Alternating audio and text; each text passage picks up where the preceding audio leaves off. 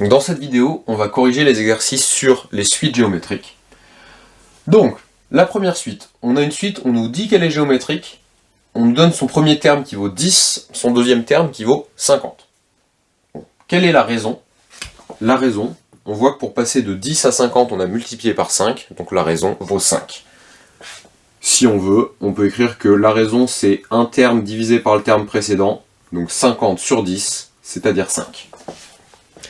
Une fois qu'on a la raison, la relation de récurrence, simplement, pour avoir un terme, pour avoir le n plus unième terme, on prend le terme d'avant et on le multiplie par la raison, donc par 5.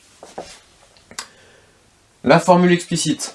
La formule explicite, c'est nous dire que le terme un, il vaut u0 multiplié par la raison puissance n, donc ici 10 fois 5 puissance n. Si on nous demande maintenant de calculer le terme u2, le terme u2, on pourrait le calculer avec la formule explicite, on aurait 10 fois 5 au carré. Ce qu'on peut faire sinon, c'est le calculer à partir de u1 et de la raison, donc ça va être u1 fois 5. u1 c'était 50, donc 50 fois 5, ce qui nous donne 250. Pour le terme u20, pour le coup, ce sera plus compliqué d'utiliser la relation de récurrence parce qu'il faudrait tout calculer un par un.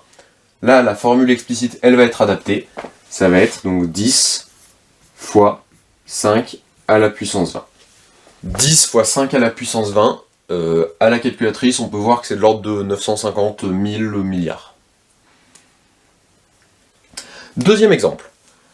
V0 égale 9, Vn plus 1 est égal à Vn divisé par 3. Donc, ce qu'on peut remarquer, c'est qu'ici, on ne voit pas clairement dans la relation de récurrence Vn fois quelque chose. Parce qu'on voit Vn divisé par 3. Alors, on rappelle que divisé par 3, c'est pareil que multiplié par un tiers. Donc, c'est pareil que Vn fois 1 tiers. Là, on voit clairement que notre suite, elle est géométrique. Vn plus 1 égale Vn fois 1 tiers. La raison, c'est donc ce 1 tiers. Le terme V1, on a V0. Maintenant, V1, c'est simplement V0, le terme d'avant, divisé par 3. Donc, c'est 9 divisé par 3, c'est-à-dire 3. Le terme V2, c'est le terme d'avant divisé par 3. Donc, 3 divisé par 3, c'est-à-dire 1. Le terme V3, c'est le terme d'avant divisé par 3. Donc, 1 divisé par 3, c'est-à-dire 1 tiers. Maintenant, le terme V48, pour le coup, on va pas s'en sortir avec la relation de récurrence parce que, encore une fois, il nous faudrait calculer tous les termes un par un.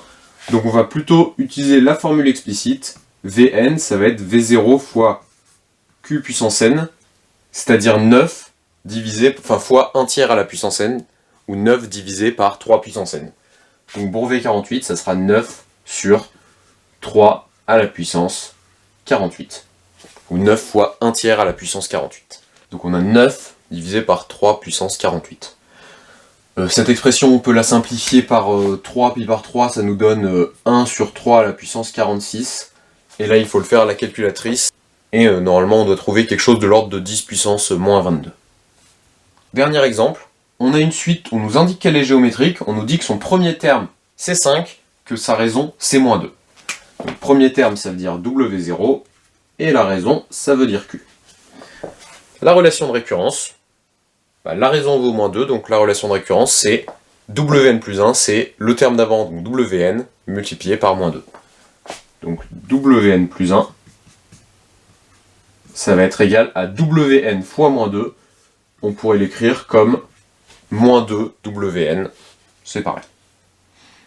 La formule explicite, ça va être Wn, c'est le premier terme fois la raison puissance n.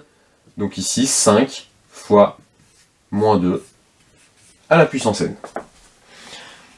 Ensuite, on nous demande de calculer W1, W2 et W8. W1, c'est le terme juste après W0, donc c'est le terme juste après 5, donc ça va être 5 multiplié par moins 2,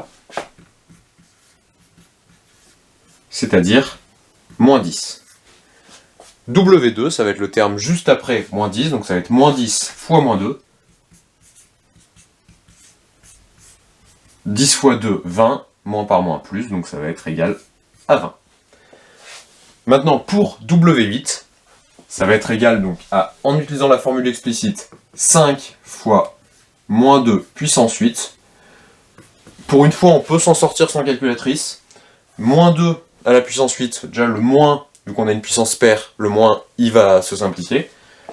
Donc on a 5 fois 2 puissance 8. Et ça, on peut s'en sortir sans calculatrice, parce qu'on peut dire que c'est 5 fois 2 fois 2 puissance 7, donc c'est 10 fois 2 puissance 7. Et maintenant, 2 puissance 7, les puissances de 2, on a 2, 4, 8, 16, 32, 64, 128.